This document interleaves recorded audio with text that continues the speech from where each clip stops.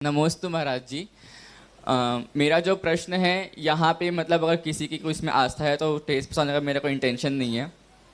महाराज जी, मेरा प्रश्न ये है कि जैसे कि आजकल मिथ्यात्व बहुत तेज़ी से बढ़ रहा है, तो जैसे कि अगर मैं कुल देवी कुल देवता की बात करूँ तो जैसे अपन जैन धर्म में जैसे मैंने देखा है कि बहुत सारे गोत्र के अलग अलग कुल देवी कुल देवता होते हैं जो कि भगवान के ही तो यक्ष यक्षिणी होते हैं, उन्हीं को मानते हैं। तो क्या उनको वैसा मानना, उनको वैसा पूजना क्या सही है? अब जैसे कि जो देवी माता होती है, जैसे कि पद्मावती माता है, चक्रेश्वरी माता है, लोग उनको बहुत आस्था से मानते हैं, पूजते हैं, उनका अभिषेक भी करते हैं, तो क्या वो सब सही है? अगर वैसा देखा जाए तो अब लोग इसमें तो अपना कर रहे हैं, लेकिन जो लोग मिथ्यात्व की तरफ जा रहे हैं, जैसे इसमें देखा जाता है कि जो लोग का श्रद्धान एकदम कट्टर है, उन लोग प्रभु की वंदना सब कुछ करते हैं, लेकिन उनका इतना कुछ कार्य सफल नहीं हो पाता। लेकिन जब वो दूसरे देवी देवता के पास जाते हैं तो जैसे कि लोग अर्पित करते हैं, सब कुछ करते हैं, तो उनका वो कार्य हो जाता है। तो महाराज जी, सब क्या चीज़ व्यवस्था है? सबसे पहली बात ये समझना कि अस्तित्व समझना बेटा, भव्य अस्तित्व समझ जाओगे तो आप आगे चीज़ों समझ पाओगे। जिन आगम है उसमें अरहंत भगवान है और उन अरहंत भगवान की यक्ष यक्षिणियाँ हैं, उनका अस्तित्व है। अपन ये नहीं बोल सकते कि वो नहीं है, उनका आगम में उल्लेख है, उनका अस्तित्व है, लेकिन वो पंच परमेष्टि नहीं है। वो उनका अस्तित्व तो है लेकिन वो पंच परमेष्टि नहीं है। तो उनका जो सेवा का काम है वो उनकी रूप हो, पंच परमेष्टि रूप उनके काम का तो निषेध है, क्योंकि हम श्रद्धा तो पंच परमेष्टि को ही देंगे। वो भी पंच परमेष्टि के भक्त हैं और हम भी पंच परमेष्टि के भक्त हैं, हम दोनों का स्थान एक सही है। फिर भी यद्यपि आपके सम्यक का नहीं पता, क्योंकि अपन अंतरंग परिणति नहीं जानते किसी की, वो तो सम्यक दृष्टि ही है, क्योंकि वो भगवान की यक्ष यक्षिणी है। वो ये यक्ष यक्षिणी सम्यक दृष्टि है, इसका ये मतलब नहीं कि वो अरहंत के बराबर पूज्य हैं। उनको भगवान की वेदी से थोड़ा सा नीचे रखना चाहिए और उनकी अभिनय नहीं करना चाहिए। अब कुल देवी देवता की मैं बात करता हूँ।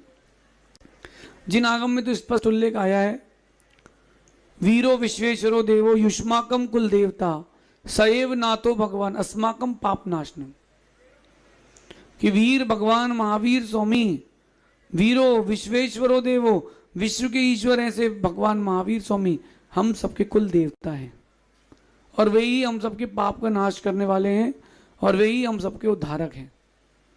तो ये उल्लेख आगम का है। बीच का समय बेटा ऐसा आया कि लोग द्रव्य मिथ्यात्व में बहुत ज़्यादा चले गए, तो उनको कहीं स्थिर करने के लिए इस प्रकार की प्रक्रिया बनाई गई कि आप बाहर ना जा करके, तुमको देवी की पूजा करना है तुम अपने यहाँ पूज लो। लेकिन वो ऐसा हो गया कि अपन ने उस चीज़ से हटा करके कहीं इस पर लीन तो नहीं कर दिया। मैं कर्नाटक की एक बात बताता हूँ। हम और सहज सागर जी बैठे थे मंदिर में और थोड़ी देर बाद प्रवचन होने वाले थे। एक सज्जन आए अपनी पत्नी के साथ, वो देवी जी की पूजा करी, चूड़ी चढ़ाई, वस्त्र उन्होंने अर्पित किए और बाहर चले गए। न उन्होंने भगवान को देखा ना हमको देखा। कहीं इस प्रकार की अज्ञानता ना हो जाए, इसका कुछ श्रावक को ध्यान रखना चाहिए। विधि तो है, लेकिन विधि उतनी ही है जितने में अपन का अपने हाथ से पंच परमेष्टि की अभिनय ना हो। सभी श्रावक इसका ध्यान रखें। अस्तित्व को मैं मना नहीं करता हूँ, लेकिन पूजता हम पंच परमेष्टि जैसी सबको नहीं दे सकते।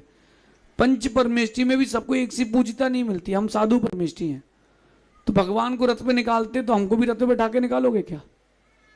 अब भगवान का अभिषेक होता तो फिर आपका भी हो जाएगा क्या?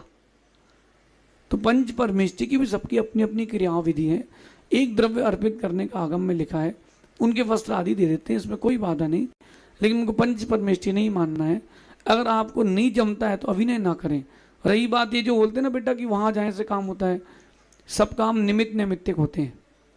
किसी के जानने और किसी के नहीं जाने से कुछ नहीं होता। निमित्त नैमित्तिक संबंध हैं।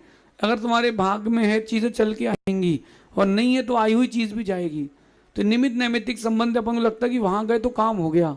अब 1 लाख लोग श्रीफल चढ़ा रहे हैं कहीं पर जाकर के, 10-25 का तो काम हो गई होगा, और 10-25 लोग 200 की आस्था लेकर के आएंगे। तो बेटा ये निमित्त नैमित्तिक मानना, मैं मानता हूँ कि वीर प्रभु के चरणों में, वीतरागी प्रभु के चरणों में जिसने शीश झुकाया है, वक्त लग सकता है लेकिन उसका दिन बुरा कभी नहीं आया है। आगे चलिए। अगली जिज्ञासा।